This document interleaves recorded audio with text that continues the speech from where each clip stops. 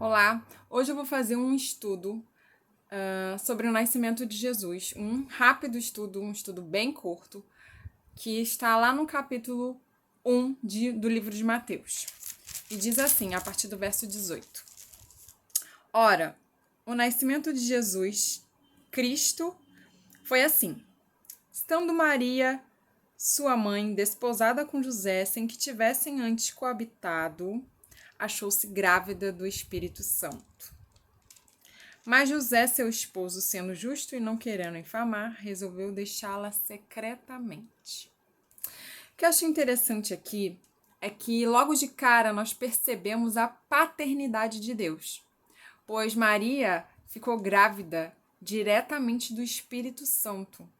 Deus mostra aqui a sua paternidade em relação a Jesus Cristo. E o que foi feito nela foi algo extraordinário e algo que não se viu antes até então. E isso mostra também como Deus é único. Ele escolhe agir de diferentes formas com cada um de nós. Cada um de nós ele age de formas diferentes, porque somos diferentes. E aí, continuando aqui, enquanto ponderava nestas coisas, né, José, porque José descobriu que ela estava grávida, eles estavam noivos, então ele era um homem correto e por conta disso ele quis deixar Maria, porque ele sabia que ela não estava grávida dele, mas até então ele não sabia de quem era essa paternidade. E agora que a partir do verso 20, ele vai descobrir de quem é a paternidade do filho que Maria espera. E aí continua. Enquanto ponderava nestas coisas, eis que lhe apareceu em sonho um anjo do Senhor dizendo: José, filho de Davi, não temas receber Maria, tua mulher, porque o que nela foi gerado é do Espírito Santo. O que eu vejo aqui no verso 20 é que Deus fala com a gente de diferentes formas. E uma das formas que ele encontra para falar com nós seres humanos bem frequente ou que é comum a nós, pelo menos para mim, é o sonho.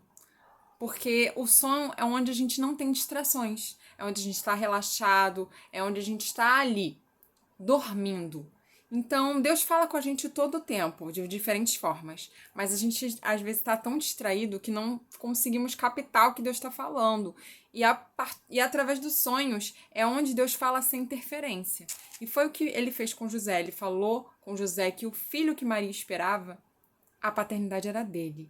E o que mais interessante que me chamou a atenção aqui no verso 20 é esse final, que ele fala assim: tua mulher, recebe a tua mulher, porque o que nela foi gerado é do Espírito Santo. Deus declara sua paternidade, falando que é do Espírito Santo o que está dentro, o que está nela, e ele declara que foi gerado. Você percebe a palavra gerado e não criado? Tudo que Deus fez, ele criou, humanamente falando. Nós somos criação de Deus. Mas você consegue perceber que todos são criação, mas nem todos são filhos. Você só se torna filho de Deus quando você é gerado por Ele. E quando você é gerado por Ele? Quando você aceita a sua paternidade. E como você aceita essa paternidade? Através de Jesus Cristo. Porque Jesus Cristo foi o filho primogênito que Deus gerou e concebeu aqui na terra, para que a partir dele nós pudéssemos ser adotados e tomar posse também dessa paternidade e usufruir da sua herança, da herança de Deus, do reino de Deus. E aí continua aqui mais à frente, calma, que eu vou voltar nesse tópico, mas olha só, como a Bíblia é interessante. E aí continua assim, olha só, ele declara que o que está dentro dele, que está dentro de Maria, é da paternidade dele, e ele fala o propósito que essa criança tem. Ele deixa isso claro para José. E aí ele fala: Maria, ela dará à luz um filho, e lhe porás o nome de Jesus, porque ele salvará o seu povo dos pecados deles. O seu povo. Quem é o povo de Jesus? Todos aqueles que aceitam a Jesus como líder, como Salvador. Todos os que aceitam Jesus como Salvador, como líder, é considerado povo dele. E eu já volto já nessa questão também. Mas aí rapidinho aqui para fechar.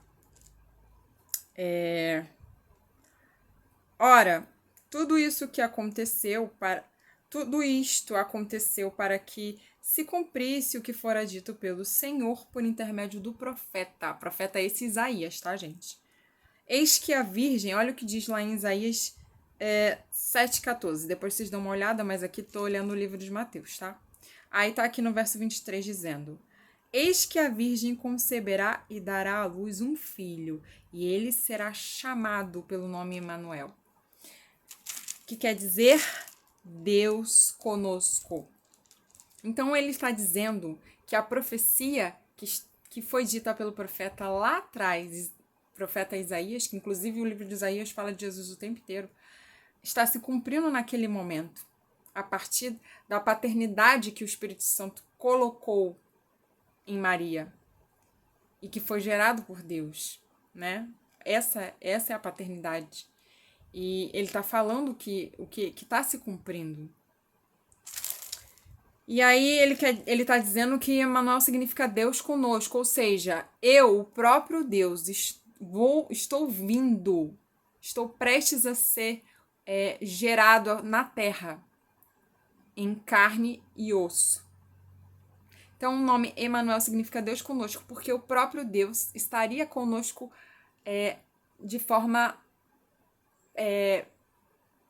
como eu posso dizer? De forma natural, de forma natural, de forma física, encontrei uma palavra que eu acho que encaixa, de forma física, ele estava aqui de forma física, ou seja, de carne e osso mesmo, vai andar agora com a gente de carne e osso, né, o próprio Deus encarnado. E aí continua, no verso 24. Despertado José do sono, fez como lhe ordenara o anjo do Senhor e recebeu sua mulher. Você percebe que, mais uma vez, se fala que Maria era mulher de José, sua mulher, porque eles estavam prometidos um para o outro. E aí continua no verso 25. Contudo, não a conheceu. Conheceu está relacionado a sexo, tá, gente? Não a conheceu, enquanto ela não deu à luz um filho, a quem pôs o nome de Jesus. E vocês também podem ver lá em Lucas 2,21, também está falando essa parte. Então, o que nós vemos aqui com José? O que eu aprendo aqui com José, no verso 25? Que ele respeita aquilo que é santo. Ele se santifica a partir do momento que ele respeita aquilo que é santo. Ele não toca no que é santo. Então, ele espera a hora de conceber o seu casamento, conceber o seu casamento, né? De consumar, desculpa, a palavra é consumar. Eu tô falando de gravidez, eu falei conceber. Então ele espera a hora certa de consumar o seu casamento. Ele sabe que o que nela está sendo gerado é da parte de Deus. Então é algo que é santo. Então ele não toca na sua mulher, que já estava para ser sua mulher. Ele não toca em sua mulher com respeito a Deus. Então ele mostra pra gente que não devemos tocar naquilo que é santo, e assim estaremos nos santificando. E apesar daquilo que Deus nos deu, por exemplo, sua mulher, seu filho, sua família, qualquer coisa que Deus te dá, você deve perguntar para Ele como você deve proceder com as coisas que Ele te deu. E antes colocar a vontade dele em primeiro lugar. Então ele coloca a vontade de Deus em primeiro lugar. Então você vê o quanto essa pessoa aqui tinha a comunhão com Deus também, por mostrar reverência a Deus. Não é à toa que esses dois foram escolhidos para ser os pais terrenos de Jesus naquele momento. E eu disse que eu ia voltar na parte de aqui da mensagem que fala sobre ser gerado, né? O que eu acho interessante aqui é que antes do verso 18, no próprio capítulo 1, fala aqui na minha Bíblia a genealogia de Jesus. Vemos que a genealogia de Jesus, retrata 4 mulheres. Algo muito difícil, porque na Bíblia não se fala muito de nomes femininos, por conta da cultura local daquela época, enfim. Então não se menciona muito mulheres, era algo raro, até se menciona, mas era algo raro. E na genealogia de Jesus, Deus deixa claro o plano dele aqui, porque ele menciona 4 mulheres. São essas: Tamar, que foi a nora de Judá, não sei se vocês lembram, se não, depois vocês dão uma pesquisada, dá um Google aí que vocês vão lembrar. Tamar, que foi a nora de Judá, que teve 2 filhos gêmeos com seu sogro Judá, e inclusive um filho dela, que é da genealogia de Jesus, é o Pérez. Então temos Tamar, que enganou o sogro para fazer parte da genealogia dele. Então, Tamar, né? Então, falei aqui. A próxima é Raabe, uma ex-prostituta. Então, a outra é Raabe, né? Como eu disse, que é uma ex-prostituta. Ela gerou de Raabe a Boaz. Raabe gerou Boaz, né? Teve também depois Ruth.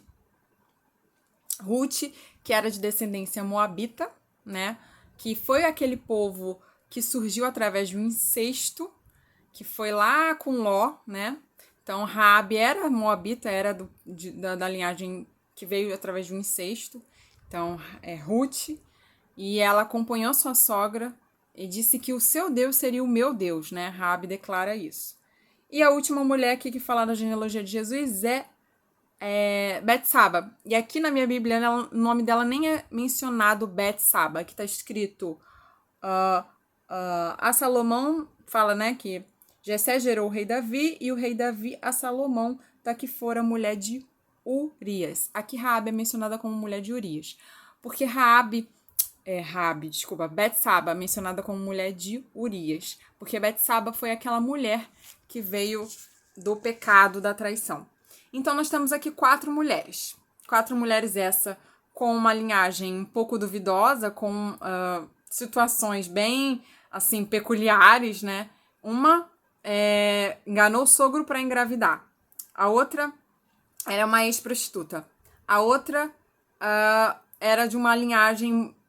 era da linhagem moabita, né? Que ela que veio através do incesto. E o último, que era a mulher da traição.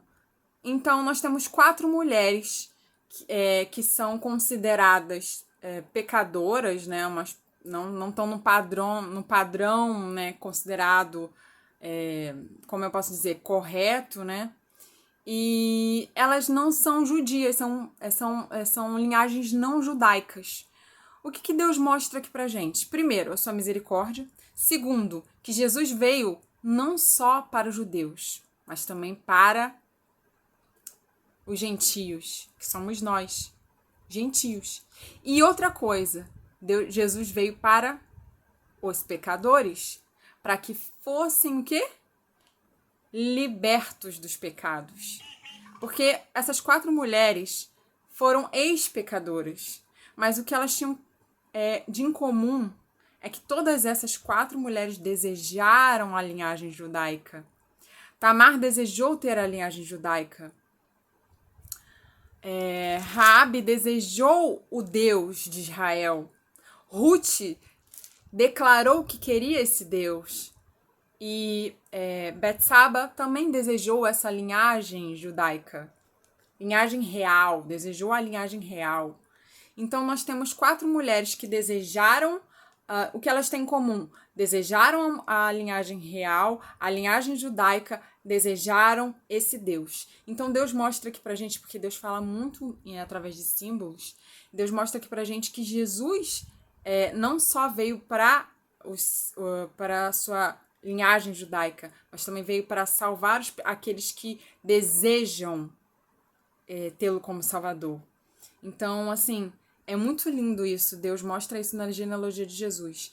Então, o que o Espírito Santo fala aqui para mim, através dessa palavra, é que se nós queremos ser considerado povo se nós queremos ser considerado povo de Deus, nós devemos aceitar Jesus Cristo como nosso Salvador, deixarmos ser gerados por Deus, tomar posse dessa paternidade para que a gente tenha acesso a essa herança, a herança de Deus na nossa vida.